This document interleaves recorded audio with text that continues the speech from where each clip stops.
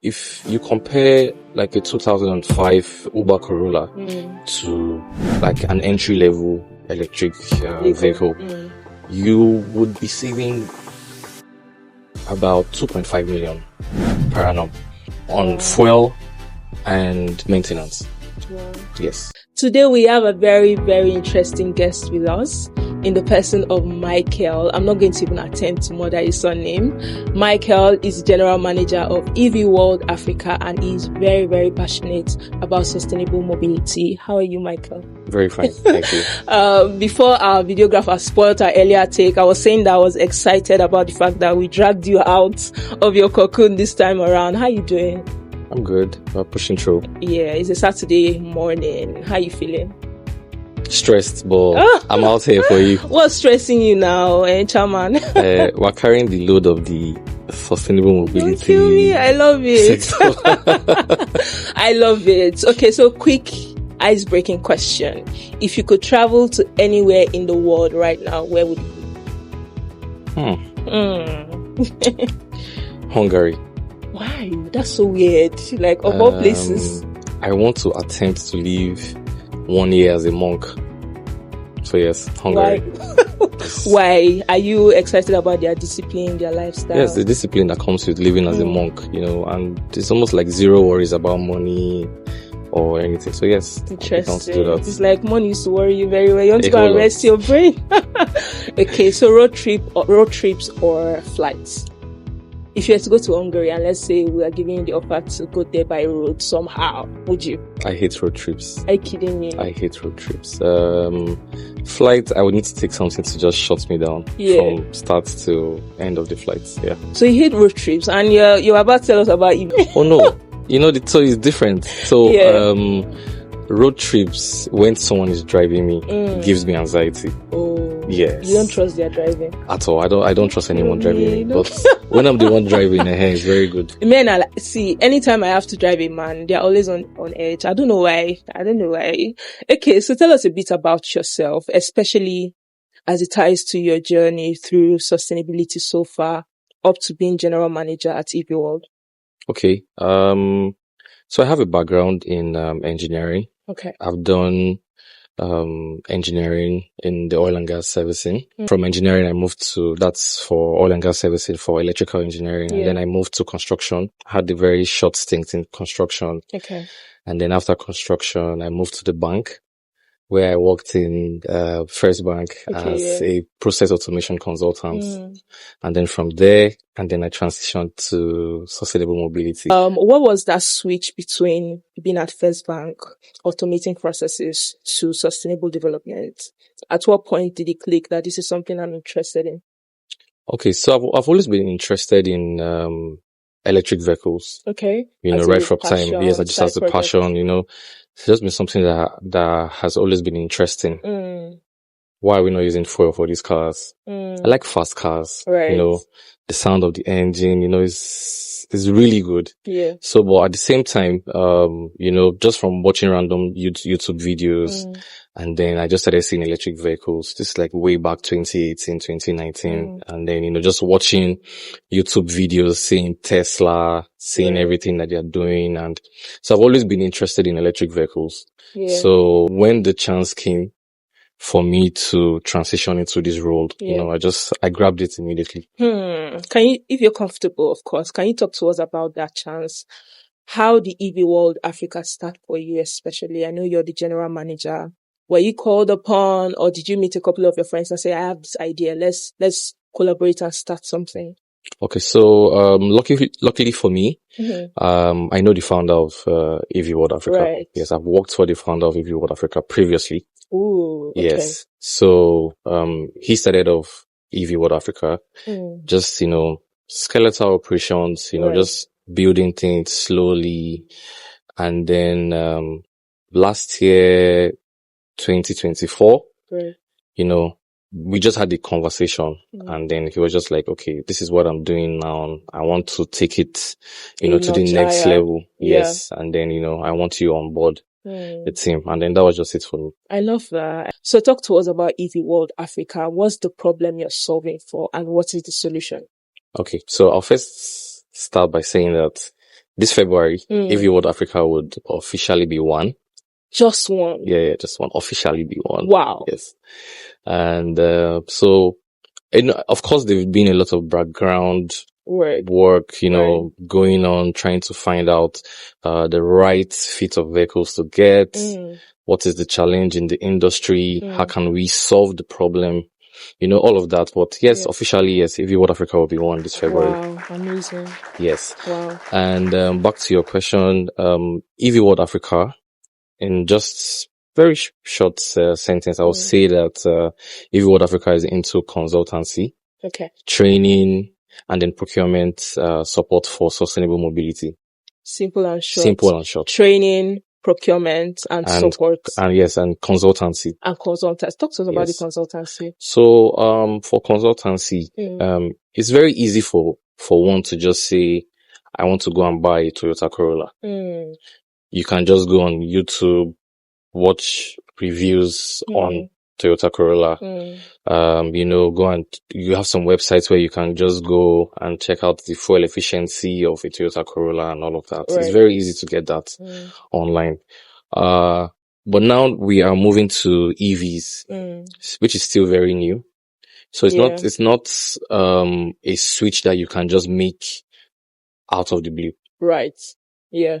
You cannot just say, oh, I want to buy an EV, and then next thing you know, you're just saying, I'm going to go and buy a Tesla. Without background knowledge. Yes, exactly. So because, for now, people are really afraid of what they don't know. So nobody wants to make a mistake in their decisions. Right. So that's where EV World Africa comes in. Most times we offer like free consultation to individuals. Okay. Where we can assess your need. You tell us, okay, this is your day-to-day need for a vehicle. A vehicle, yeah. Yes. And then, okay, we walk around your budget and then we prefer a recommendation. You recommend this is what will suit you. Yeah. The places you go to. This kind of vehicle, this is the range that this is the vehicle range that you should work with. So, but on the bigger picture, so we look at organizations. Okay. That are trying to transition from ICE to EVs. So you cannot go and just randomly just say, oh, EVs are the way forward. People are saying that we can save money when we switch to EVs. Let's go and buy 100 cars. No, that would be very stupid. Right. So, you need a consultant that will guide you through that transition. So that's where EV World Africa comes in. Yeah. Okay. So that leads me directly to my next question. Couple of people watching this are probably thinking, what's an EV and why should it concern me? So as someone in the space so far, can you talk to us about EVs?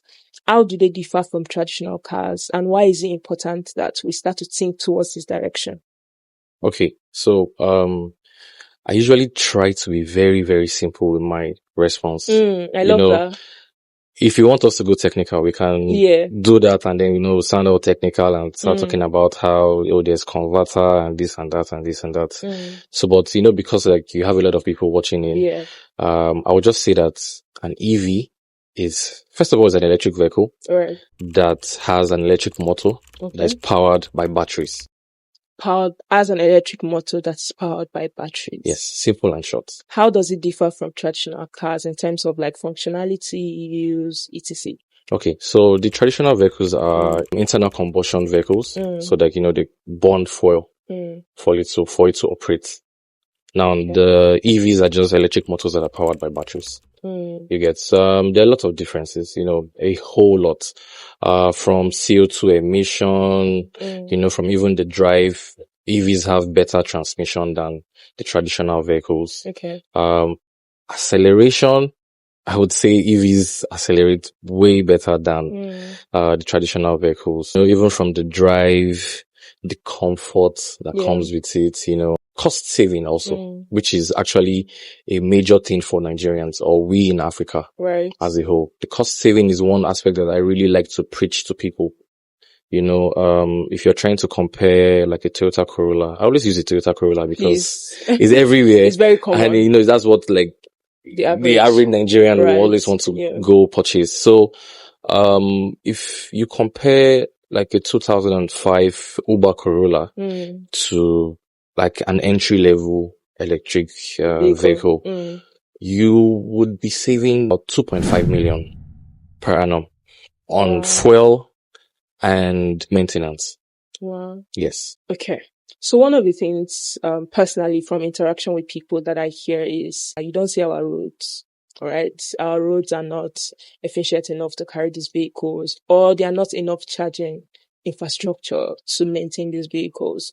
Talk to us about how this is a road blocker for adoption. Where we like a battery doesn't last. Conversations like that. Okay.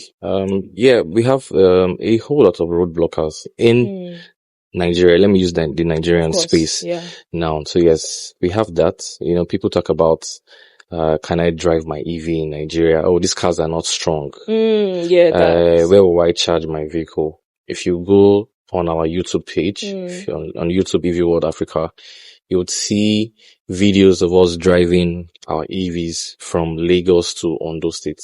Yeah, I've seen that. Yeah. So we do these things to let people know that it's practical to use these vehicles on the road. You know, sometimes I have some random conversations with people that they just try to, I cannot drive this car in Lagos. Where will I drive this car?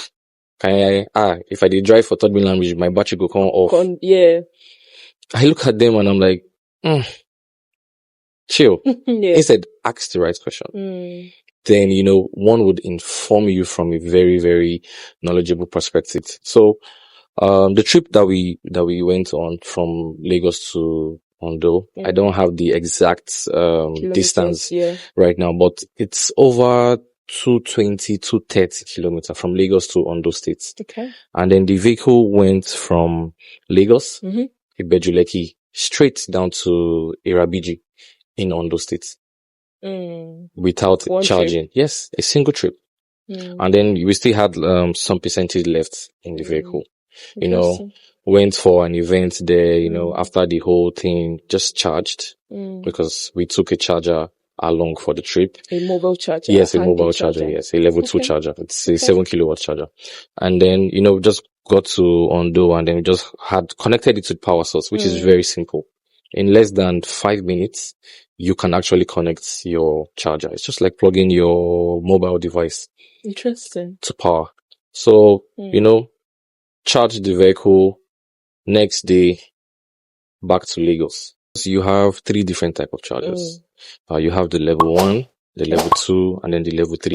Okay. So the level 1 chargers are AC chargers around 3.5 kilowatts. You know, very handy chargers. You know, you can plug it to your wall socket. Those are level 1 chargers.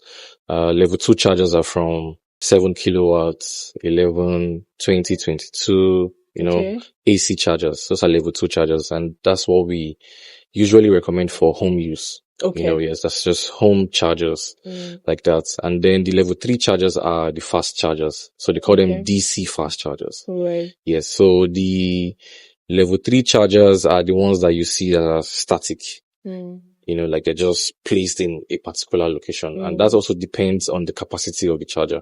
Okay. Yeah. So for DC chargers, you have from 20 kilowatts DC chargers, 30, 45, 60, 120, even up to 350 kilowatts. In China now, you have 350 kilowatt DC fast chargers. Yes. Amazing. So those are the different categories of chargers that you have here. So there are some that are static in a place. You can just go plug in. Yes. And there are some that the ACs that you can carry them about. Yes. Fascinating. Okay. Awesome. Talk to us about the EV space in Africa. As someone that interfaces with people that come to make inquiries, I'm interested in this EV, what would you say is the adoption rate so far based on your professional experience? What's the general body language and adoption rate? Okay. So, from last year, you know, it just used to be people just making inquiries because they see pictures and videos on our Instagram or Twitter, and then people just send messages to say how much, or how much is this, how much does it cost, how much do I used to charge. It just 1, 2, 1, 2, you know, this week, next month, just like that. Pretty slow. Yeah. You know, and just really just there. And then, from last year, when we now had the whole subsidy removal. Did you guys have anything to do with that? No, just tell us now. Let's be knowing. So the thing about policies is that it will always be beneficial to some people in a certain sector and not favor others. Sometimes. So, but you were excited. It's not beneficial fully for us yet. Please. No, it's not yet. But then what I would say is that it has actually increased inquisition about EVs. The request now is higher. So, I'm not sure we ever go a day without any requests from people, like people just sending DMs. I'm interested in getting an electric vehicle. How much is this? I want to do this, what do you recommend? Different inquiry on the EVs between last year and 2024, and then now it has really, really peaked. The interest is there. But then the thing is still that people are still very much afraid. Right. You understand? So, and that's why we also go to the extent of, providing information for people. If you go on our Instagram page, you see a lot of educative posts that we make. And then we're not just telling people, go and buy an EV. We're showing you ourselves using these EVs. We use these EVs every day. So I cannot just go out somewhere and then I'm telling somebody, go and use an EV. And then when I'm leaving there, I'm driving my regular car out there. You get that kind of thing. So it's something that we are doing. We're living it. We're walking the talk. If you come to our office, we have over 5 EVs in our office. Yeah. So, it's just for people to understand that, these guys are not, just playing here. We're really here to stay. It's actual real work. Yes. Okay. And so, so you asked about the whole gender thing. Right. Of course, it's cars. Men are the ones that will always ask about cars. Yeah. You get, but we have, 1, 2, 3, 4 inquiries from ladies. And then, they just ask, how much is this? You give them the price and, just like that says. Okay. So what of like the demography of people that make more inquiries? Do we have organizations calling in and saying we want to convert our fleets or we want to change, right? Or richer people call you and say, just send me this EV. Okay. So if we're being realistic right now, real. the people that can really afford the 4-wheelers, the electric vehicles are right now in Nigeria are the rich people.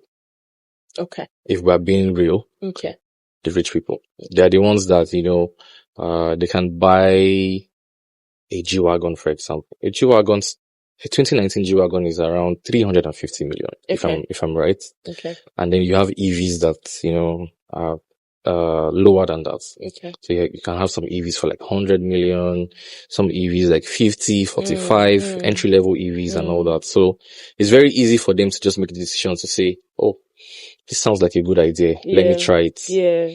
So, but you can't compare, someone that is an everyday Nigerian on the average class, and say, and trying to experiment with their cars. Exactly. Right. Okay. Yeah. So, the high network individuals are the ones that, usually reach out to make inquiries on the EVs. Organizations also now are beginning to pick up on it. Because, a lot of them are looking at the costs of running these vehicles. From buying fuel, it's crazy. Paying for maintenance. Yeah. And then, you also have the issue of theft.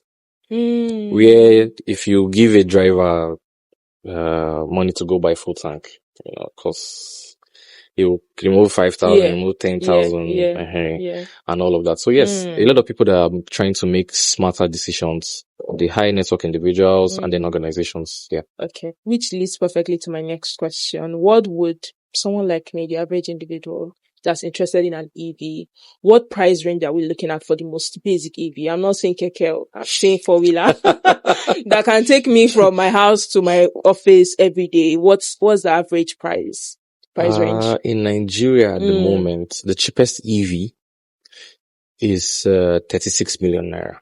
It's a brand new 2024. Four-wheeler. Yes, Okay. four-wheeler, yes. Okay. Four-wheeler. Okay. It starts from 36 million. That's actually upward. very fair. Yes. Especially if you weigh it with the benefits you're getting on the long run. Yes. So what brand would you get for, say, 30 million upward? No, we're not doing adverts here. So. I mean, thank you for that. Please send your money to EV World Africa if you need to know more. Okay, so 30 million and above. What's the most expensive EV you've sold in recent time? How much? Okay. I won't disclose that. No, yeah, give us a range. Give us a range. But just know that, we've done Cybertrucks. Ooh. We've done, Teslas. Yeah, we've done a Rolls-Royce Spectre. So, EV. yes, EV, full EV. So yeah, just go online and check. Make your findings. I love that. Just give us a range. So people like us can even go home and dream and say, God, when? Are we saying 300 million, 400 million, 200 million, 100 million even? You should just go online and check the price. I love it. This man, his mouth is like this. Okay, so based on your experience as general manager of EV World, what African country would you say is making fast move towards adoption of EVs? I don't have much trust for Nigeria, I'm sorry. But in your experience, what country is like picking up the pace? I'll give shout outs to South Africa. Okay. Rwanda, Kenya, and Ethiopia. Wadi mentioned Ghana. Well, yeah. Ghana. Okay. Yes. Yeah. Wadi mentioned Ghana, yes. Yeah. Okay, so on a business level, do you think it's wiser to start up an EV business in these other countries? Why Nigeria? We are in Nigeria. We are from Nigeria. Even though. And why not?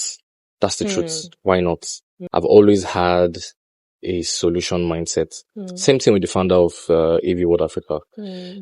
He's very, very, very big on solving problems. Right. So, this is a problem in Nigeria. So why not solve it here?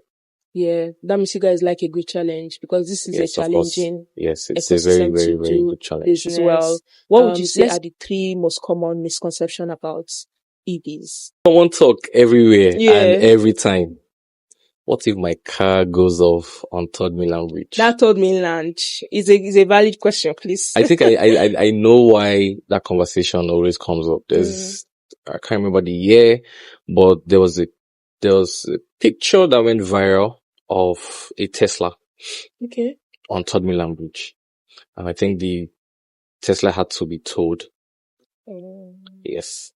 So, people always refer to that picture every time. So I can ask them what they did wrong. Because that's weird. So, but I think that, 2 things. Okay. This is me just taking a wild guess. Now I'll say, first of all, maybe the vehicle developed a fault. Or the battery went down. For you. Yes. Or, the battery went down. Maybe the person did not charge it as it should. Yes. So, if you're using an electric vehicle, right, you need to plan. Okay. That's the truth. Especially now that we don't have so much charging infrastructure. Okay. So, yes, you need to plan for it. So, misconception, I would say that, one of the biggest misconceptions is always your vehicle going off. Randomly, abruptly. Your battery going down low. It's not as simple as that for you to just be driving and then your battery just drains. You need a proper problem. Another misconception. Oh yes, some people say, will the vehicle shock me?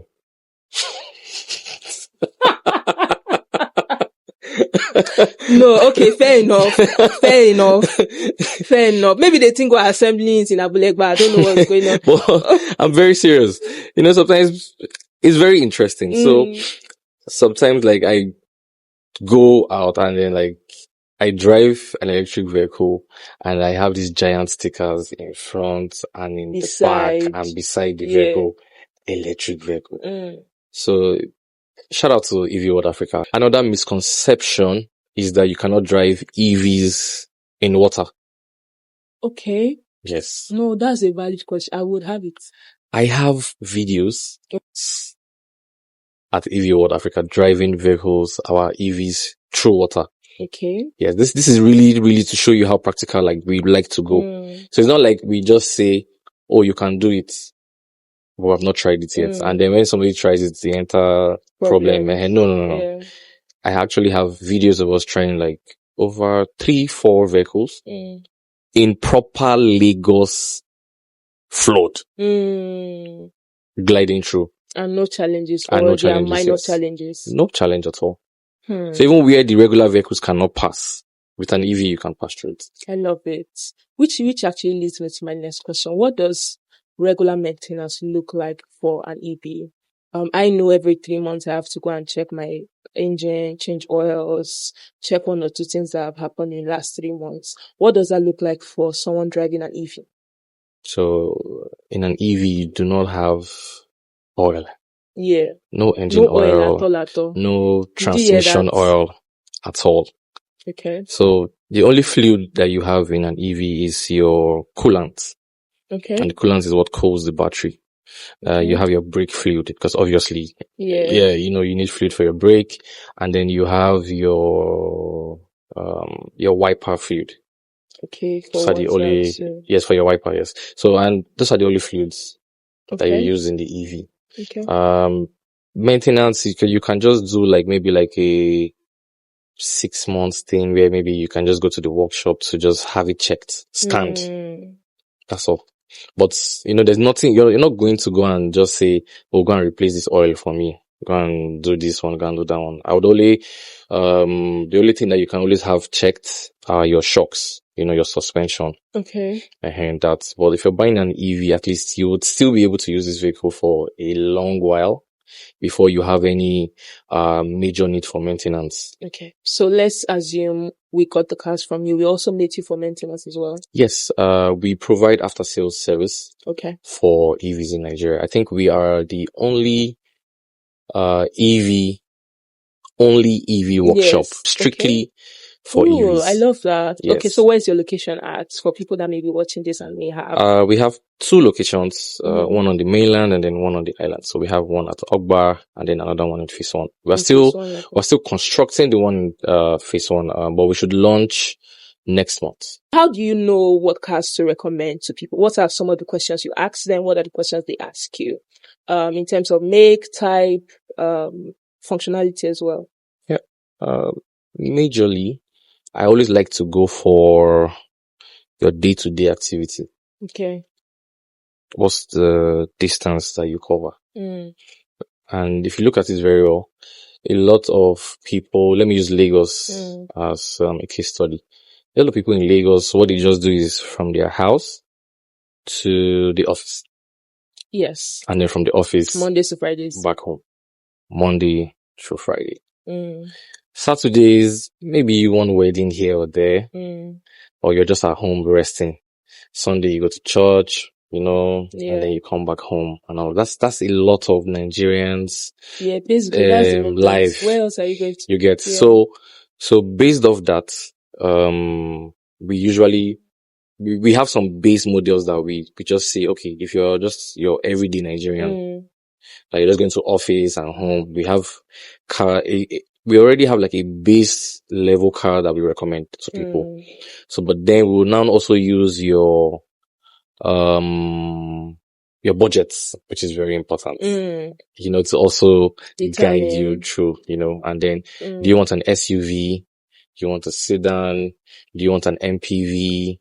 All of that, we do a lot of factoring before recommending vehicles to our customers. For organizations, the same thing also. Okay. So, some organizations run fleets.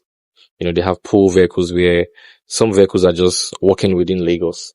Some vehicles need to go outside Lagos. So we also recommend based off those needs. Yeah. For a vehicle that probably just needs to drive within Lagos, we can tell you, okay, you can use this. Okay. If it's a vehicle that needs to go towards, let's say, Benin, for example, we will also recommend a vehicle that would suit that need. Okay, perfect. All right. So kilometers covered. Do you factor in traffic? Traffic. Okay, so this is another misconception. Really? Also, yes. Because, the power loss in traffic is next to insignificant. Really? Yes. Well, that's nice then. Yeah.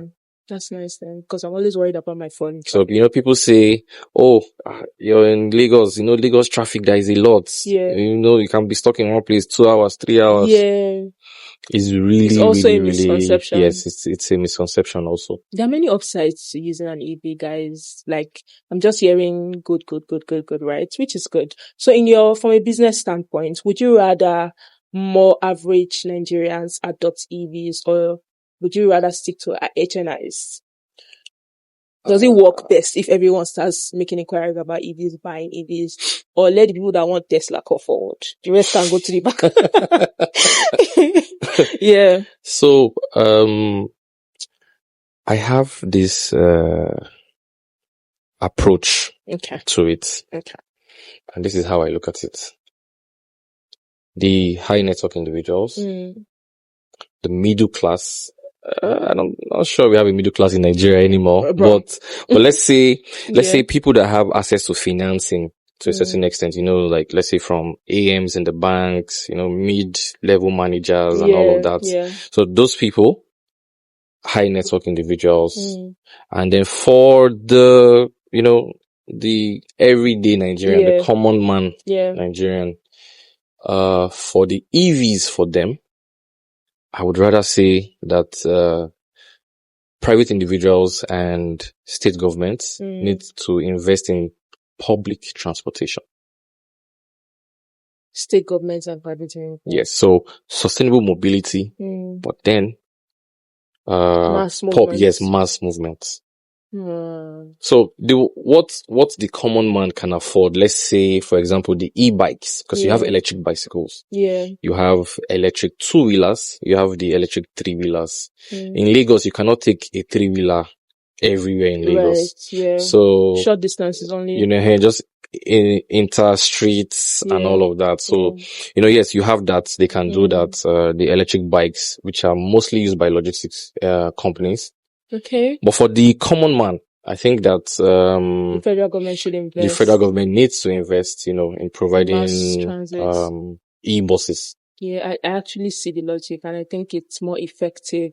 Okay, but what's the average lifespan of my EV if I decide to get one? What's the resale value as well? Let's say I'm someone that likes to change my cars every 2 years. I have the funds for it. So yeah, talk to us about the resale value and then the lifespan as well. Okay, so I think it's really wrong when you're buying a vehicle and resale value is at the back of your mind. Yeah, Nigerians. I know Nigerians will do everything. that. Yeah. People when they want to buy vehicles, they say, you always hear people say, go and buy Corolla. When you want to sell it, yes, no, you get your money immediately. But I don't think that resale value is, a good place for you to put your mind at, but let's say you're even putting your mind, there.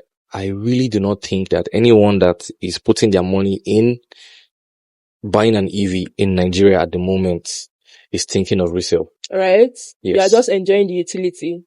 Exactly. So for now, you're saving a whole lot of money. Yeah. For yourself. So except if you are selling to buy another EV. Okay. Of course. You understand? Yes. Yeah. So yes, I understand that. Yeah.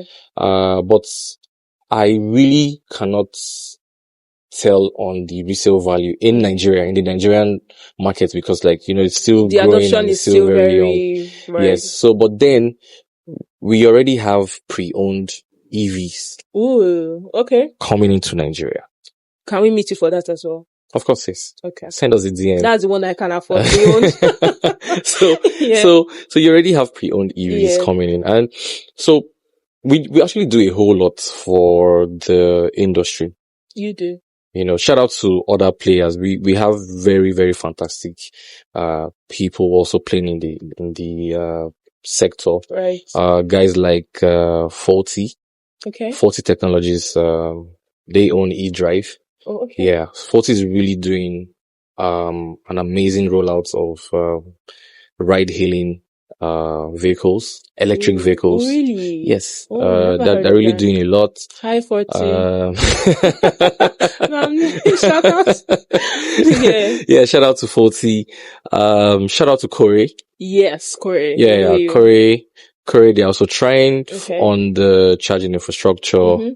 Corey is trying, guys like CIG, bringing in vehicles.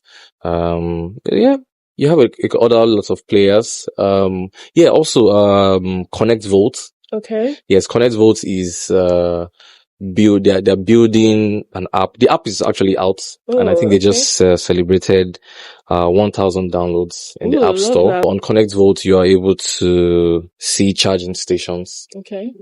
In close proximity to where you are. Love that. Okay. Yes, so everybody's doing their bit. To help the industry. Okay. Yes. And then also we have an association. Oh, okay. Now in Nigeria, it's called the Electric Mobility Promoters Association of Nigeria, MPAN. Yes, so everybody's really trying their own bit to make sure that the industry is moving forward. Yes, is moving forward. What happened to manufacturing? Why are we just thinking about distribution for now? Why can't we think manufacturing? It's a process. Okay. Why can't we start the process for manufacturing? Nah. You don't even have traditional vehicles manufactured in Nigeria. Why? Why can't we break that ceiling with EVs? Would it not be easier to start thinking, let's manufacture EVs? What's the barrier to that? It's a lot. So number one, government policy. Okay. We have next to no. Really? Government policy in place.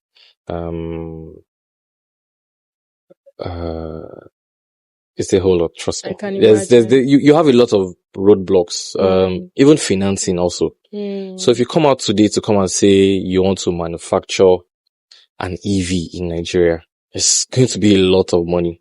It's capital intensive. So, you even have the infrastructure to power that kind of heavy feat. Exactly. So, it's a lot. You have a couple of people that, come out to say manufactured in Nigeria and all. Okay. But, but for now, I don't know, but I don't think anybody's doing any manufacturing as of now, but maybe in the nearest future, we should have people that would come manufacture, EVs in Nigeria, maybe assembly also. I think assembly is the best place to start for now. Okay. And then maybe from there move to manufacturing. Are there any such plans in EV World Africa's future to go down or up the value chain? I think we are okay where we are. I love it. We are very, very, very okay where we are because, say anybody wants to set up an EV assembly plant, we can provide support for that. Okay. You want to do EV manufacturing, we can provide support for you. Yeah. We're just in a place where we are providing support for the entire industry. I love that. Yes. I love that. Would you want the government to implement stricter policies in terms of translating or transitioning to EVs in Nigeria, or you think consumer demand should drive it? Both. Yes, both actually. Consumer demands because of, cost saving, favorable government policies, tax incentives, and then government needs to actually invest in charging infrastructure rollouts. Yeah, I agree. 100%. Okay, so what's next in the pipeline for EV World Africa in the next 5 years? So one thing we like to do is do a 1-year catch up with most of the founders that come on platform. Especially the ones that say in the next 1 year, we want to do this and this. We'll not call you and say, come back. Or have you done it? Have 10,000 people come on your platform yet? Just conversations like that. So what's in the pipeline for EV World Africa? Say 1 year, 5 years from now? Okay. Okay. For the next 1 year, our overlook for the next 1 year is we would like to have installed over 100 chargers.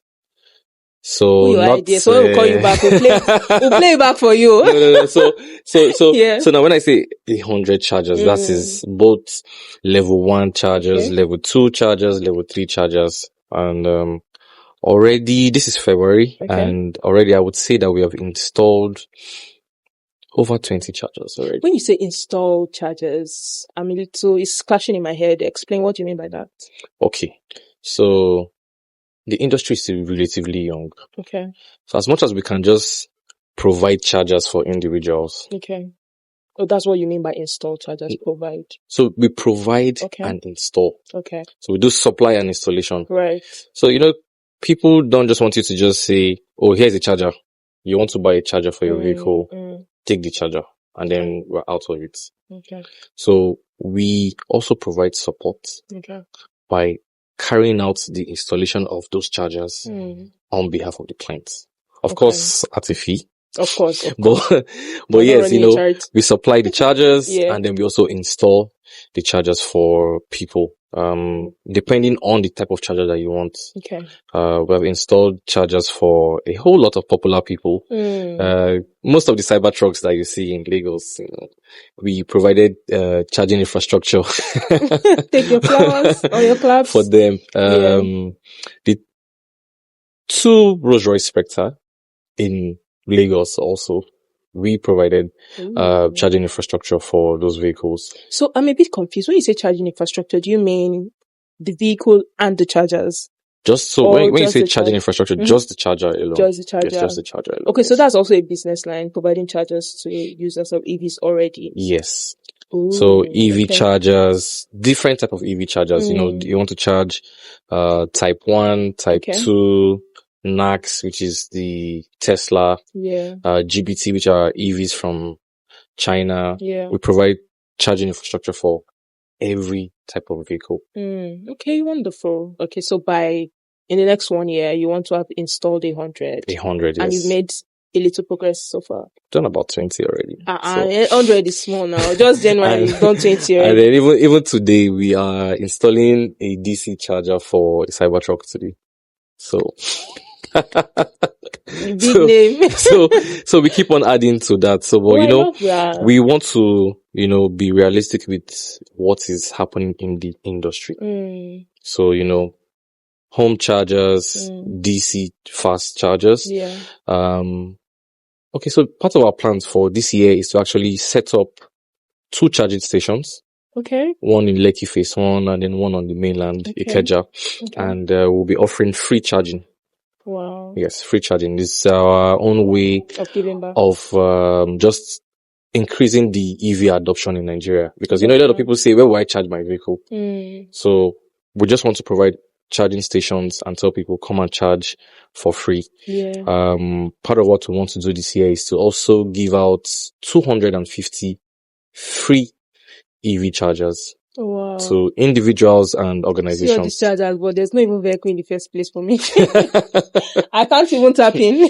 Don't worry. Once you get an EV, we would give you 2 free chargers. 2 free chargers. God, I've seen charger, I've not seen EV. God, please. Okay, love that. What would you say, final words, to anyone watching this and is contemplating about taking the next step towards transitioning to EVs? Any final words for them? Okay. Reach out to EV World Africa. That's the first and only thing you should do. It's a very smart choice for you to reach out to EV World Africa, where we would prefer solutions to your mobility problem. Perfect. Just reach out to them. No long talk. I think so far you've heard of their track record and you've seen the amazing work they're doing in the space. So reach out to EV World Africa. How can people reach you? So if you go to our website, www.evworldafrica.com, you can go through our website. There's a contact form on the website where you can fill, and then someone will reach out to you. Our phone numbers are also on our website. Or you can shoot us an email, hello@evworldafrica.com. On Instagram, Twitter, TikTok, we are at EV World Africa. At EV World Africa everywhere. And if you're so confused, send us a DM. We'll direct you to EV World Africa. I'm waiting for my charger, so I'll connect you directly. Anything to give them money for my charger. Maybe I can even beg for a car at the end of the day.